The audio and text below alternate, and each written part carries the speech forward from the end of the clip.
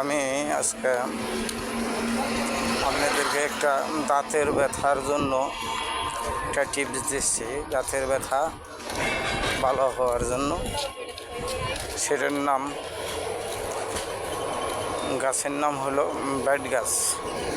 আমি বেট গাছটা আপনাদেরকে দেখাচ্ছি,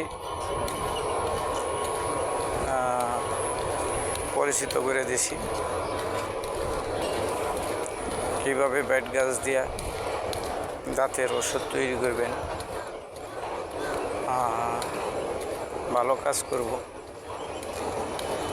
দাঁতের মধ্যে প্রচণ্ড ব্যথা থাকলে আপনারা ওইটা লুকাটা ছিঁড়া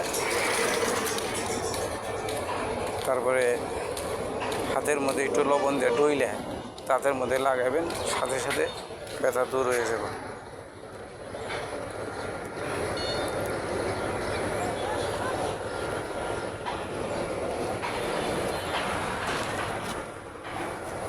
এই হলো বেট গাছ। এই যে কুশি পাতা, এরকম কুশি পাতা ছিঁড়ে হাতের মধ্যে ডইলাই করে দেবেন। ডইলা একটু লবণ দিয়ে ডইলা ভালো করে এই কুশি পাতা নিয়ে ডইলা নিয়ে তাদের মধ্যে লাগিয়ে দেবেন। এটাই সেই বেট গাছ, বেট পাতা।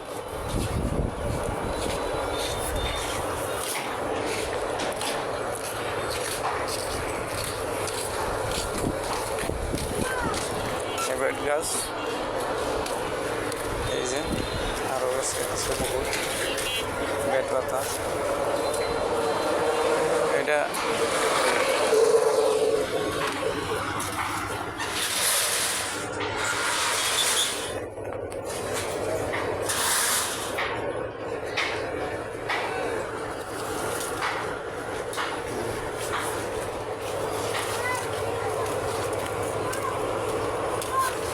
হলো বেট গাছ।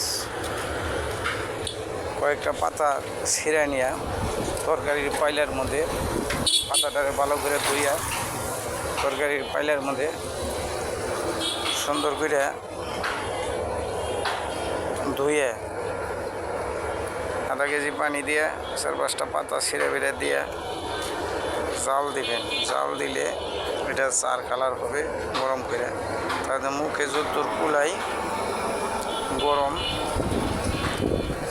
তারপরে কুলি করবেন সকালবেলা বিকেলবেলা। কুলি করলে পরে দেখবেন আপনার একেবারে 2-3 দিনের ভিতরে দাঁতের ব্যথা কিচ্ছু থাকবে না, সব শেষ হয়ে যাবে। দাঁতের ব্যথা ভালো হয়ে যাবে। দাঁতের ব্যথার জন্য 100 কাজ করে। এই যে সেই বেট গাছ।